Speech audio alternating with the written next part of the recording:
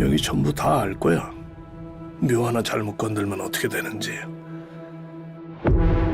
이런 데는 절대 사람이 누워있을 자리가 아니야. 설명할 수 없는 신기한 현상을 다룬 오컬트 장르계에 큰 파장을 불러오고 있는 영화 파묘.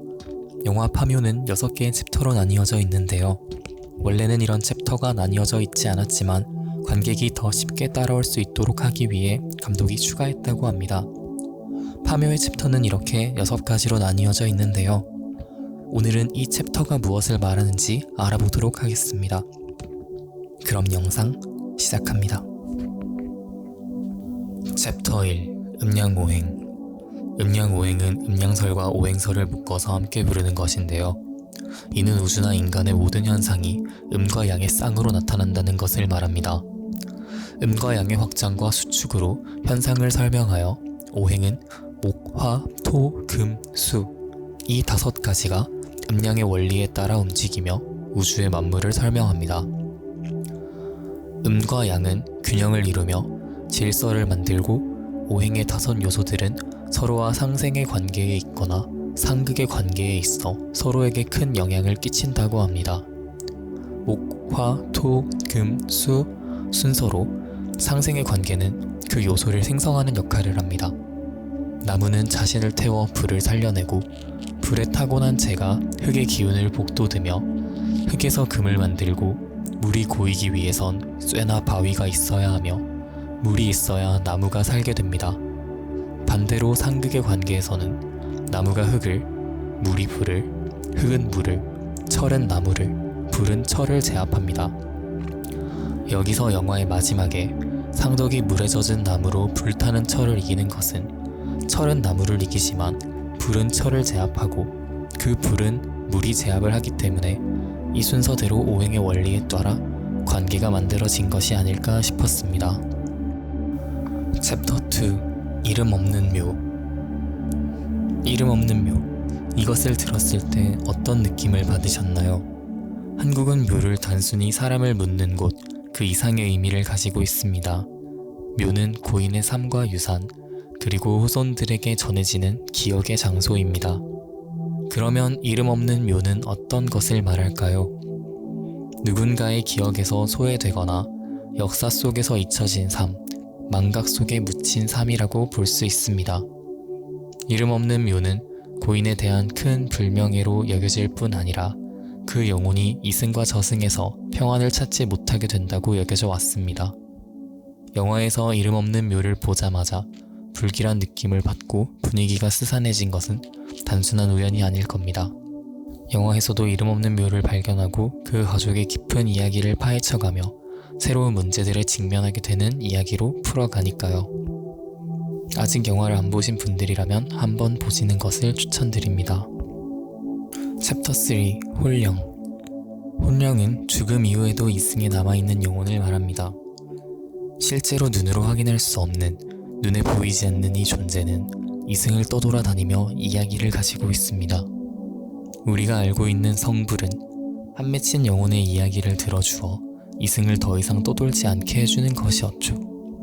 조선시대로 거슬러 올라가 사람들은 죽음 이후 영혼이 자유롭게 되기 위해선 제대로 된 장례와 추모가 필요하다고 믿었습니다. 이를 제대로 행하지 않으면 영혼이 혼령이 되어 이승에 남아 떠돌게 되죠. 영화 속에서는 의뢰자 가족들이 겪는 초자연적인 현상의 원인이 되기도 하며 추후 문제를 해결할 엄청난 실마리를 제공하는 역할도 합니다. 혼령과 무당과의 관계를 우리는 살펴볼 수 있는데 무당은 혼령과 소통할 수 있다고 여겨지며 이러한 혼령을 다루는 사람이 극중 화림이라는 인물입니다. 혼령은 단순한 이야기 소재를 넘어 우리 문화에서 깊은 의미를 지니는 존재입니다. 챕터 4. 동티. 동티가 무엇일까요? 한자로는 동토라고 하는데 동토는 건드려서는 안 될 땅을 파는 일을 말한다고 합니다. 즉, 이것은 금기된 행위를 하여 귀신을 노하게 하여 받는 재앙을 말합니다. 귀신이 거주하는 곳이나 귀신과 관련된 어떠한 자연물이나 인공물을 함부로 훼손을 하거나 금기된 사항을 행하면 동티가 나타나게 됩니다. 영화를 보면서 보셨겠지만 장례나 이장을 할 때 굉장히 많은 정해진 절차가 있다는 것을 보셨을 겁니다. 영화에서 동티가 난 것은 묘를 파내고 나서 일이 다 끝난 이후 일꾼 중 한 명이 재물을 탐해 그 묘자리를 더 파보다가 어떠한 뱀을 죽이면서 시작이 되었죠. 아직도 영화에서 그 뱀을 죽였을 때 난 비명소리가 잊혀지지 않는 것 같습니다. 동티의 징후는 대개 질병으로 나타난다고 하며 심할 경우 죽음에 이르게 된다고 합니다.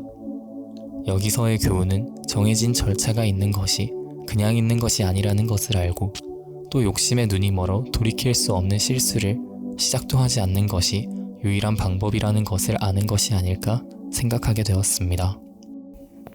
챕터 5 도깨비불. 도깨비불은 어두운 밤 정체불명의 불꽃이 나타나 있는 것을 말합니다. 불의 구슬이라고도 하며 형태와 색 모두 다양하다고 알려져 있습니다.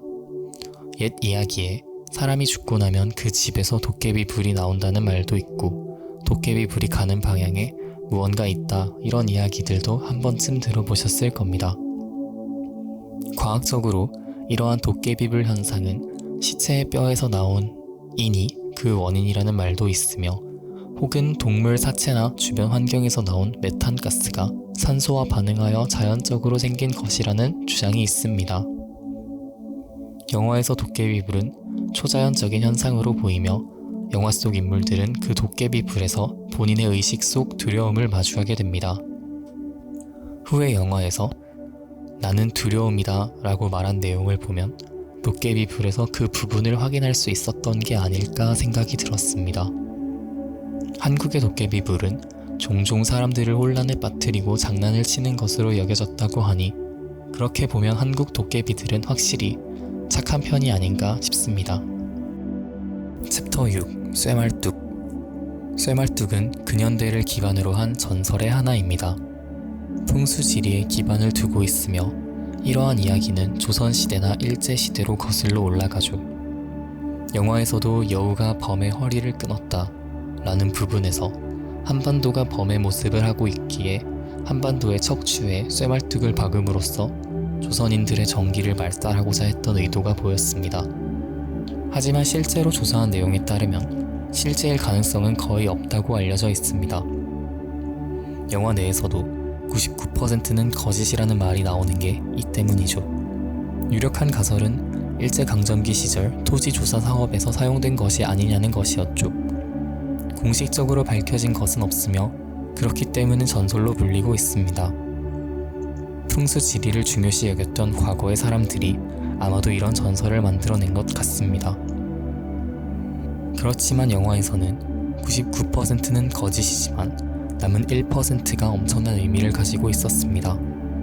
단순히 기록적 자료가 없기 때문에 거짓이다 라고 생각하기보단 영화에 더 몰입하기 위해 영화를 보는 만큼은 그 1%에 집중하는 것도 괜찮을 것 같습니다. 지금까지 영화 파묘의 챕터에 대해 알아보았습니다. 아직 영화를 안 보신 분이라면 한 번쯤 보셔도 좋을 것 같습니다. 저는 개인적으로 정말 재밌게 봤으니까요.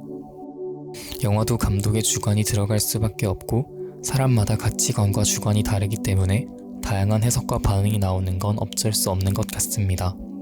하지만 동시에 그것이 영화를 더욱 살아있게 만드는 것은 아닐까 생각했습니다. 지금까지 영화 파묘 챕터에 집중을 해본 멀스였습니다.